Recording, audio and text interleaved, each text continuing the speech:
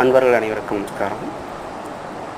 இந்த குழந்தைகள் ஹரித்துவாரில் சந்தியாவந்தன் என்று சொல்லக்கூடிய சாயா சந்தியா பண்ணிக்கிட்டு பொதுவாக ஒரு ஸ்லோகம், இந்த ஸ்லோகம் என்ன அப்படின்னா,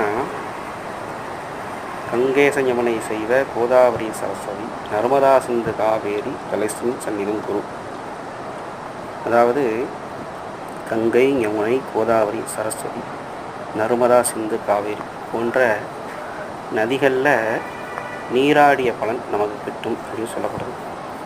ஆகையால் நித்தியப்படி நாம் இந்த ஸ்லோகத்தை சொல்லிட்டு குளித்தோமானால் இந்த 7 நதிக்கான புண்ணியங்கள் நம்மளை சாரும். நன்றி. ஸ்வாகதம்.